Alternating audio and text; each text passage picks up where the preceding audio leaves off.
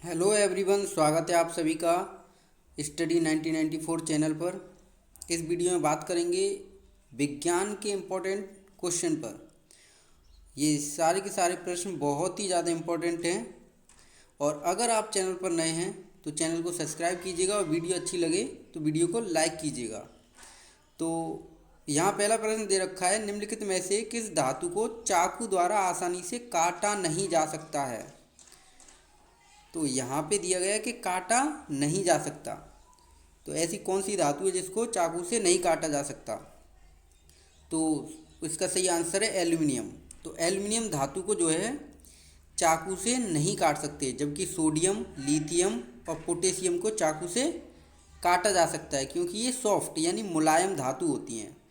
यहीं पे अगर बात करें तो सिंबल की, तो लिथियम का सिंबल Li होता है, पोटेशियम का सिंबल यानी प्रतीक K होता है और सोडियम का सिंबल Na तथा एल्यूमिनियम का सिंबल यानी प्रतीक Al होता है। तो कभी कभी पेपर में पूछ लिया जाता है कि सोडियम का प्रतीक बताओ, तो इसका प्रतीक सोडियम का Na होता है, लिथियम का Li, पोटेशियम का K और एल्यूमिनियम का Al। तो ये भी आपको याद रखना है। इसके साथ इस क्वेश्चन से जुड़ी हुई कुछ एक्स्ट्रा जानकारी के बारे में बात करेंगे। तो प्रश्न नंबर 1 से रिलेटेड कुछ फैक्ट के बारे में भी जान लेते हैं।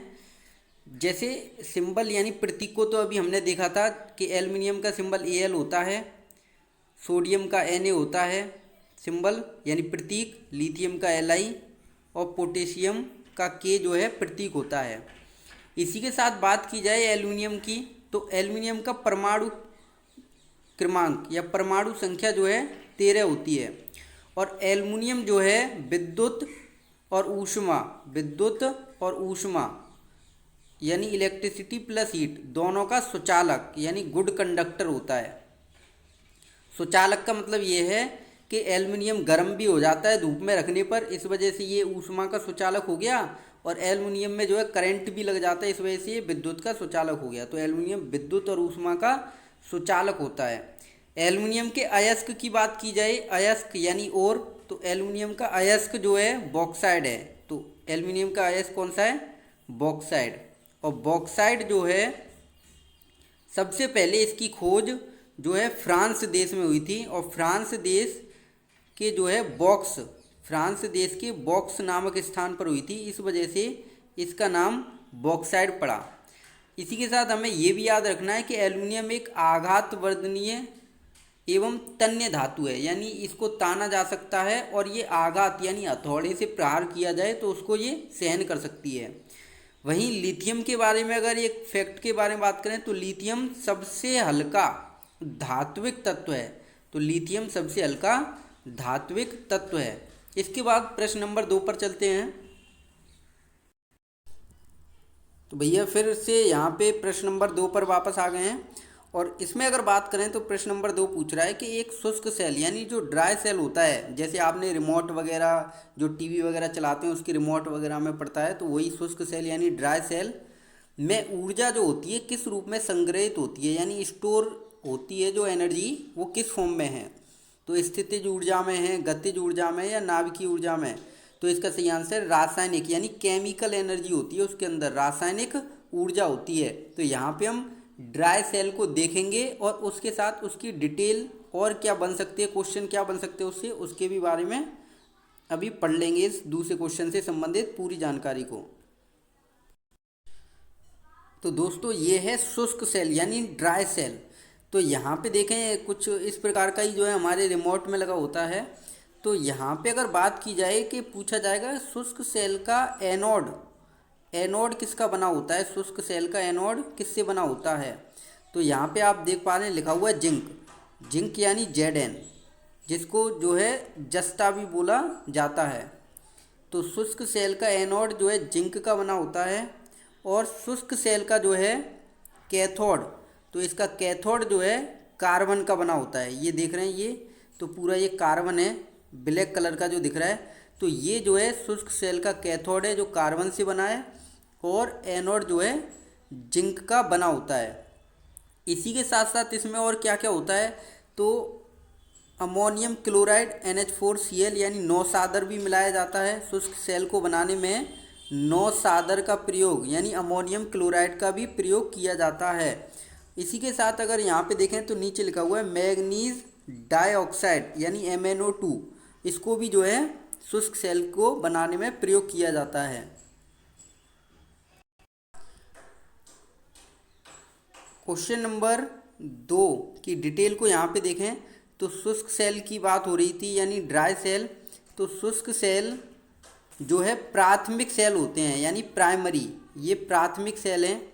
प्राथमिक सेल का मतलब क्या है? प्राथमिक सेल ऐसे सेल होते हैं जिनका केवल एक बार प्रयोग किया जाता है, उसके बाद इन सेल को प्रयोग नहीं कर सकते। जैसा कि आपने देखा होगा रिमोट में अगर सेल खराब हो जाता है तो उसको फिर फेंकना पड़ता है। तो शुष्क सेल कैसा सेल है? प्राथमिक सेल है, क्योंकि इसका द्वारा प्रयोग नहीं किया जा सकता। तो ये इसका फैक्ट है क्वेश्चन नंबर 2 का, ये भी आपको याद रखना है। अब क्वेश्चन नंबर 3 पर चलते हैं। क्वेश्चन नंबर 3 की बात करें, कौन सा स्थायी ऊतक यानी परमानेंट टिश्यू पौधे को कठोर और मजबूत बनाने का काम करता है? तो इसका सही आंसर है, पौधे को जो है कठोर और मजबूत बनाता है वो पौधे का ऊतक है स्क्लेरिन कायमा। स्क्लेरिन कायमा जो है पौधे को कठोर और मजबूत बनाता है। क्वेश्चन नंबर 4, भार की एसआई यूनिट या एसआई इकाई, एसआई मात्रक क्या है भार का? तो इसका सही आंसर है न्यूटन। जबकि किलोग्राम की बात की जाए तो किलोग्राम द्रव्यमान का एसआई मात्रक है। द्रव्यमान यानी इंग्लिश में इसको कहेंगे द्रव्यमान को मास, इसको कहा जाता है मास। और द्रव्यमान कभी भी चेंज नहीं होता, इसमें बदलाव कभी नहीं आता। चाहे इंसान जो है चंद्रमा पर चला जाए, चाहे पृथ्वी पर रहे, अपना स्थान बदल ले, फिर भी जो है द्रव्यमान में कभी भी परिवर्तन नहीं होता, जबकि भार में परिवर्तन हो जाता है। ये आपको याद रखना है। बात की जाए यहाँ पे डाइन की, तो डाइन जो है सीजीएस मात्रक है बल का। तो बल का सीजीएस मात्रक, तो डाइन क्या है? बल का सीजीएस पद्धति का मात्रक है डाइन। और बल का जो है अगर एसआई पद्धति का मात्रक पूछा जाए तो बल का एसआई पद्धति का मात्रक है न्यूटन। क्वेश्चन नंबर 5, प्रोपेन का रासायनिक सूत्र यानी केमिकल फॉर्मूला क्या होता है प्रोपेन का? तो इसका सही आंसर है C3H8। C3H8 जो है प्रोपेन का रासायनिक फॉर्मूला है। जबकि बात की जाए CH4 की, तो CH मीथेन का रासायनिक फॉर्मूला है। और मीथेन को हम नेचुरल यानी प्राकृतिक या मार्स गैस भी कहते हैं। प्राकृतिक या मार्स गैस भी जो है कहा जाता है मीथेन को। और मीथेन जो है धान के खेत, पशुओं के जुगाली करने से, पशुओं की जुगाली से, दीमक से, पेड़ पौधों के सड़ने एवं गलने से, इन सब से जो है मीथेन प्राप्त होती है। C2H6 की बात की जाए तो C2H6 है ईथेन, तो ये क्या है? एथेन है। और C4H10 ये फॉर्मूला है ब्यूटेन का। ये किसका फॉर्मूला है? ब्यूटेन का। क्वेश्चन नंबर 6,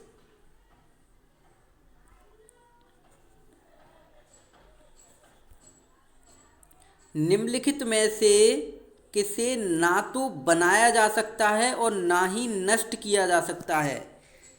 तो इसका सही आंसर है एनर्जी यानी ऊर्जा। तो ऊर्जा को बनाया नहीं जा सकता, ये केवल एक रूप से दूसरे रूप में चेंज होती रहती है।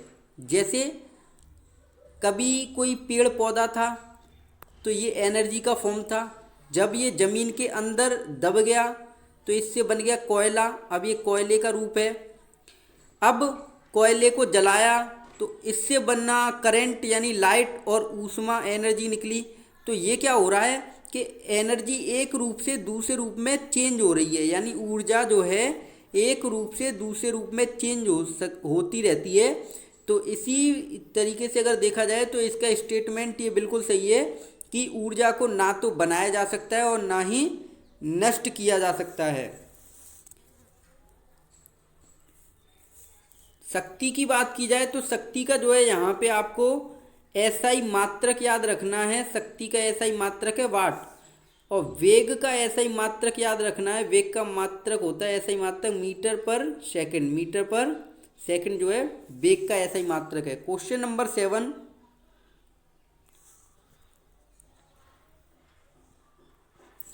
हम जो भोजन ग्रहण करते हैं उससे प्राप्त हुई कुछ ऊर्जा किस रूप में संग्रहित हो जाती है।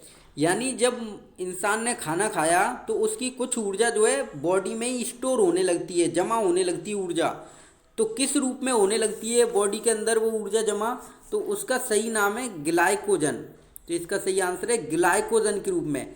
और ये ऊर्जा कहाँ पे जमा होगी, तो मानव शरीर के किस अंग में जो है ग्लाइकोजन जमा होता है, तो यकृत। आपको याद रखना है यकृत। और ग्लाइकोजन जो है कार्बोहाइड्रेट का जटिल रूप है, कार्बोहाइड्रेट का जटिल रूप यानी कॉम्प्लिकेटेड फॉर्म, जटिल रूप। कार्बोहाइड्रेट क्या होते हैं, तो जो भी चीज़ें आप खाते हो और वो स्वाद में मीठी लगती हैं, जिनके अंदर मिठास है, वो सब कार्बोहाइड्रेट हैं। और कार्बोहाइड्रेट का सबसे सरल रूप जो होता है वो है ग्लूकोज, यानी सिंपलेस्ट फॉर्म।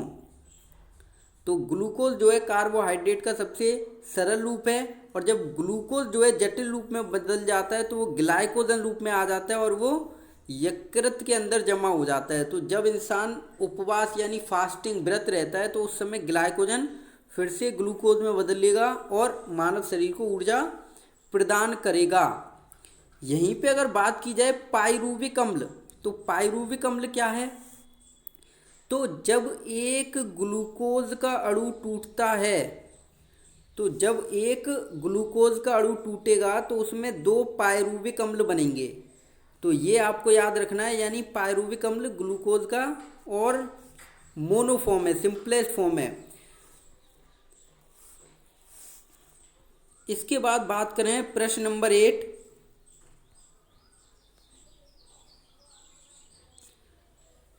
किसी तने हुए रबर बैंड में किस प्रकार की ऊर्जा होती है। जैसे कोई रबर बैंड है, अब हमने इसको स्ट्रेच कर दिया है, खींच दिया है, तो अब इसके अंदर किस प्रकार की एनर्जी जो है आ चुकी है। तो इसका सही आंसर है, इसके अंदर स्थितिज ऊर्जा होती है, यानी अब उसके अंदर स्थितिज ऊर्जा जो है आ गई है।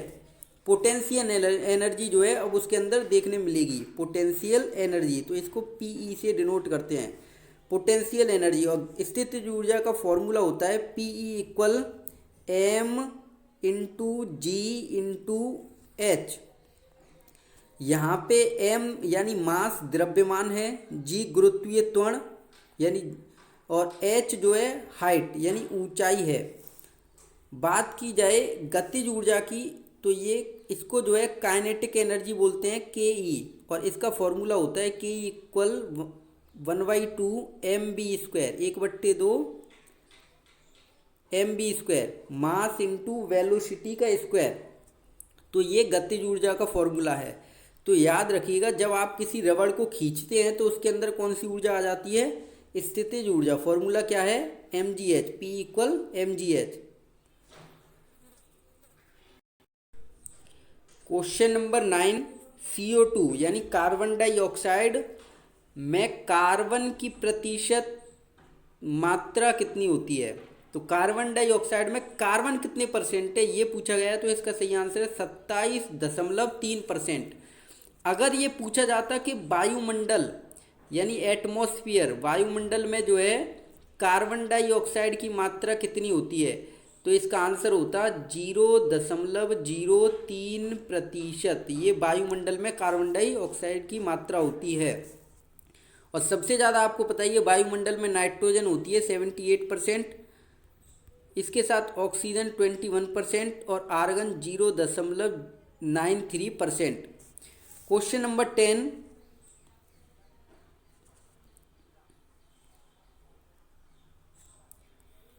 अधातु ऑक्साइड आमतौर पर कैसे होते हैं, यानी नॉन मेटल के जो ऑक्साइड होते हैं वो कैसे होते हैं, ये यहाँ पे पूछा गया है।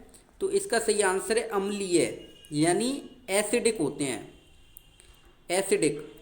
अगर यहाँ पे पूछा जाता धातुओं के ऑक्साइड, धातु यानी मेटल, तो धातुओं के ऑक्साइड अगर पूछा जाता तो इसका आंसर होता क्षारीय। तो याद रखना है, धातुओं के ऑक्साइड क्षारीय होते हैं और अधातुओं के ऑक्साइड जो है अम्लीय होते हैं। उभयधर्मी का मतलब है, उभयधर्मी का मतलब होता है जिसमें अम्लीय प्लस क्षारीय दोनों गुण पाए जाते हों, अम्लीय प्लस क्षारीय दोनों गुण पाए जाते हों, तो उसको उभयधर्मी यानी एम्फोटेरिक कहते हैं। इसके साथ उदासीन का मतलब हुआ जिसकी पीएच वैल्यू 7 हो, जिसकी पीएच वैल्यू 7 हो, अर्थात ना तो वो अम्लीय है और ना ही क्षारीय है, तब उसको उदासीन कहेंगे। जैसे पानी यानी वाटर, क्योंकि इसकी पीएच वैल्यू कितनी है, 7। क्वेश्चन नंबर 11,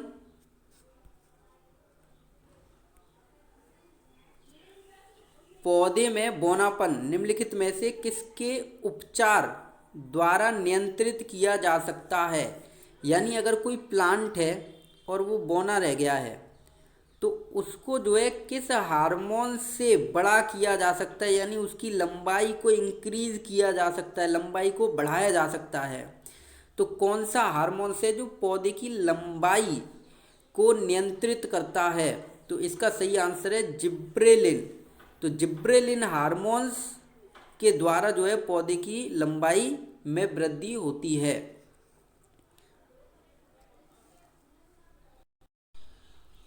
तो क्वेश्चन नंबर 11 से रिलेटेड कुछ फैक्ट की चर्चा करें तो जिब्रेलिन हार्मोन्स की अगर खोज की जाए, खोज के बारे में बात की जाए, तो जिब्रेलिन हार्मोन्स की खोज जापानी वैज्ञानिक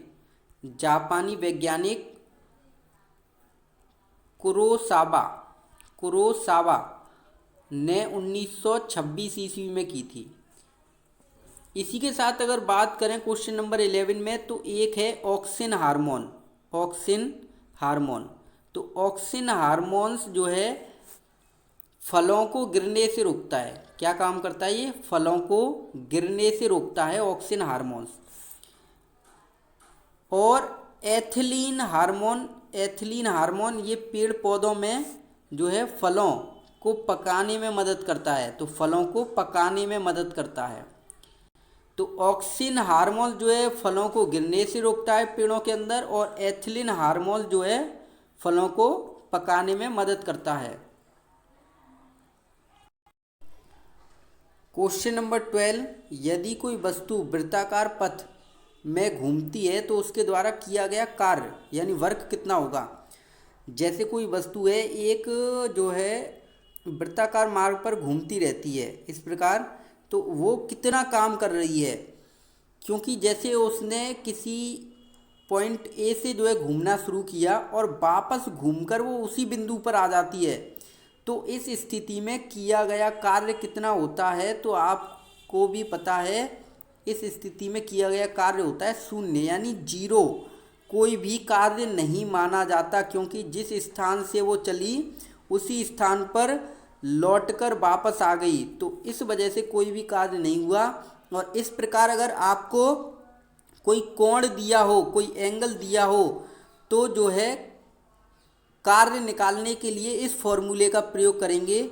W इक्वल यानी work equal F into S, force into displacement यानी बल गुणा विस्थापन कॉस थीटा, बल गुणा विस्थापन कॉस थीटा। इस फॉर्मूले को भी याद रखना, बहुत ही ज़्यादा इम्पोर्टेंट फॉर्मूला है।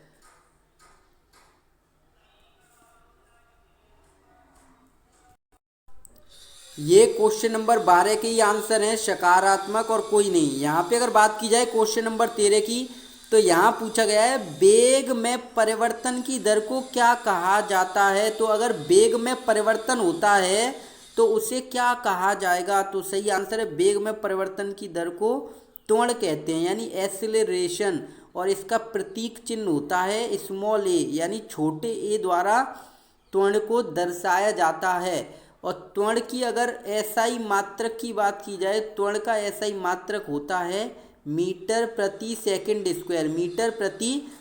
स्क्वायर, और त्वरण एक सदिश राशि है यानी वेक्टर क्वांटिटी है, त्वरण एक सदिश राशि है। क्वेश्चन नंबर 14, पुष्प के मध्य में स्थित मादा प्रजनन यानी फीमेल रिप्रोडक्शन पार्ट कौन सा है? तो पुष्प के मध्य में स्थित मादा प्रजनन भाग कौन सा है, ये पूछा गया है। तो इसका सही आंसर है अंडप जो है मादा प्रजनन भाग होता है। जबकि बात की जाए पुंकेसर की, तो ये जो है नर प्रजनन भाग होता है, नर प्रजनन भाग। तो आइए इसको जो है एक बार किसी पुष्प के जो है चित्र से समझते हैं। तो ये है एक फ्लावर का चित्र, जिसमें अगर बात की जाए मादा जननांग और नर जननांग की, तो पहले तो ये देखें कि मादा जननांग को जो है जायांग कहा जाता है और नर जननांग को पुमंग कहा जाता है। अब मादा जननांग जो होते हैं वो हैं अंडप, वो क्या कहलाते हैं? अंडप। अंडप के अंदर क्या क्या है? तो स्त्री केसर, यानी इसको इंग्लिश में पिस्टिल बोलते हैं। इसके साथ वर्तिकांग, वर्तिकाग्र यानी स्टिग्मा, फिर वर्तिका यानी स्टाइल, और अंडाशय ओवरी। तो ये सभी जो है मादा जननांग हैं। इधर जो है नर जननांग दे रखे, नर जननांग में जो है पुंकेसर आता है यानी स्टेमिन आता है, और परागकोश, पुंतंतु यानी एंथर फिलामेंट, ये सब जो है नर जननांग है।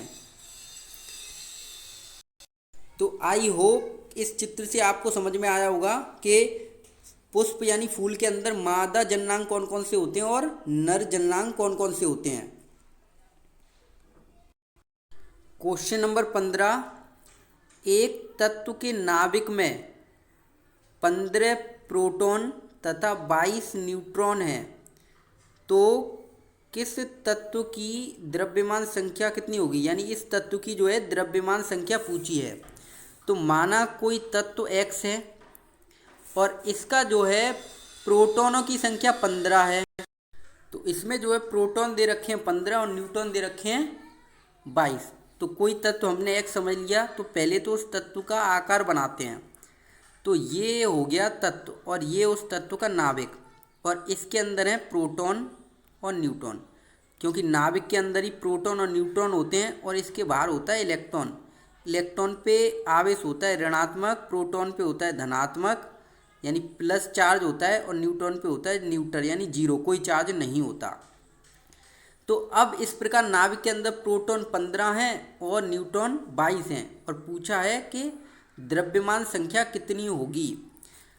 तो यहाँ पे द्रव्यमान संख्या की अगर बात की जाए तो द्रव्यमान संख्या को हम Z से डिनोट करते हैं, और द्रव्यमान संख्या बराबर होता है प्रोटॉनों की संख्या प्लस न्यूट्रॉनों की संख्या। तो बहुत ही आसान है यहाँ पे। तो प्रोटॉन कितने हैं? 15, और न्यूट्रॉन कितने हैं? 22। तो इन दोनों को प्लस करने पे उत्तर कितना आ गया? 37। तो इसका सही आंसर कितना होगा? 37। अब यहाँ पे हमने कोई तत्व X माना था, तो नीचे लिखते हैं द्रव्यमान संख्या को। तो यहाँ पे यानी उस तत्व की द्रव्यमान संख्या 37 होगी, और ऊपर लिखते हैं परमाणु भार को। तो परमाणु भार को अगर देखा जाए तो परमाणु भार यहाँ पे 37 आएगा, क्योंकि परमाणु भार यानी द्रव्यमान संख्या जो है A से डिनोट की जाती है। यहाँ पे द्रव्यमान संख्या है, परमाणु संख्या नहीं है, तो द्रव्यमान संख्या A। तो A का मतलब यहाँ पे X जब हम मानते हैं तो A ऊपर होता है और Z नीचे। तो यहाँ पे 37 ऊपर आएगा, और यहाँ पे परमाणु संख्या जो है इसको डिनोट करते हैं Z से। और परमाणु संख्या किसके बराबर होती है? तो Z बराबर होता है प्रोटॉन के यानी इलेक्ट्रॉन के। तो प्रोटॉन बराबर इलेक्ट्रॉन। तो यहाँ पे Z नीचे आता है यहाँ पे, तो इसका मतलब Z बराबर है प्रोटॉन के, और प्रोटॉन कितने हमारे? 15। तो यहाँ पे कितना आएगा? 15। तो अब ये बिल्कुल सही है। तो कैसे लिखा जाएगा किसी तत्व को? ZXA। तो A का मतलब यहाँ पे क्या होता है? परमाणु भार या द्रव्यमान संख्या। Z का मतलब होता है परमाणु क्रमांक या परमाणु संख्या, और A इक्वल क्या होता है? P प्लस N यानी न्यूट्रॉन। तो A हमने निकाला, परमाणु भार या द्रव्यमान संख्या कितना आ गया? 37। और ये पूरा इस तरीके से हो जाएगा। तो आई होप आपको समझ में आया होगा। क्वेश्चन नंबर 16, कोशिका विभाजन से संबंधित शब्द कौन सा है? Gibberellin, auxin, cytokinin, maleic hydride. तो इसका सही आंसर है साइटोकाइनिन। साइटोकाइनिन का मतलब होता है कोशिका का विभाजन। जैसे कोई कोशिका है, कोई सेल है, तो जब ये अपने में से दो कोशिका बनाएगी तो इसी को बोलते हैं कोशिका विभाजन। तो कोशिका विभाजन को ही बोला जाता है साइटोकाइनिन, क्योंकि कोशिका को साइटोकाइनिन जो है, साइटोलॉजी हम पढ़ते हैं, कोशिका जो है साइटोलॉजी यानी कोशिका का अध्ययन साइटोलॉजी कहलाता है। तो ऐसे ही साइटोकाइनिन, काइनिन का मतलब होता है विभाजन और साइटो का मतलब होता है कोशिका या सेल। तो कोशिका विभाजन को साइटोकाइनिन कहा जाता है। और इसकी खोज की बात की जाए तो कोशिका विभाजन यानी साइटोकाइनिन की खोज की थी 1955 में मिलर नाम के वैज्ञानिक ने जो है इसकी खोज की। अब जो कोशिका होती है तो कोशिका के अंदर एक और भाग होता है, उसको बोलते हैं नाभिक या केंद्रक। तो इसका अगर विभाजन होगा, केंद्रक या नाभिक का विभाजन होगा, तो इसको बोलेंगे कैरियोकाइनेसिस। कैरियोकाइनेसिस इसको कहा जाता है, कैरियोकाइनेसिस इसको कहा जाता है।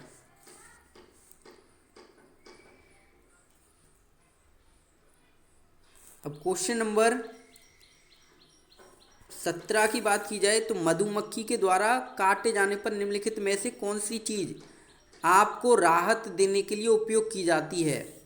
तो इसका सही आंसर है बेकिंग सोडा। और इसका फॉर्मूला होता है NaHCO3। तो इसका जो है अगर रासायनिक नाम पूछा जाए तो इसका रासायनिक नाम बनेगा sodium hydrogen carbonate. Sodium hydrogen carbonate जो है इसका रासायनिक नाम होगा। क्वेश्चन नंबर 18, मनुष्य में पाया जाने वाला श्वसन पिगमेंट कौन सा है? तो सही आंसर है हीमोग्लोबिन। तो मानव की जो आरबीसी होती है, रेड ब्लड सेल, लाल रक्त कोशिकाएं, उसके अंदर हीमोग्लोबिन होता है। हीमो का मतलब है आयरन यानी Fe, हीमो का मतलब है आयरन यानी लोहा। तो हीमो यहाँ क्या है? लोहा। और ग्लोबिन का मतलब है प्रोटीन। तो हीमोग्लोबिन कहाँ पाया जाता है? आरबीसी के अंदर। और हीमो क्या है? लोहा है। और ग्लोबिन क्या है? प्रोटीन। और ये किसका कार्य करता है, किस चीज़ में महत्वपूर्ण भूमिका निभाता है? तो श्वसन क्रिया में। यानी अगर हीमोग्लोबिन कम हो गया तो इंसान को सांस लेने में दिक्कत हो जाएगी, वो ठीक से सांस नहीं ले पाएगा। वहीं बात की जाए रोडोप्सिन, तो आँख के अंदर, मानव की जो आँख होती है उसके अंदर जो रेटिना होता है, रेटिना यानी दृष्टि पटल, तो रेटिना की जो सेल होती है वो बनी होती है रोडोप्सिन प्रोटीन से।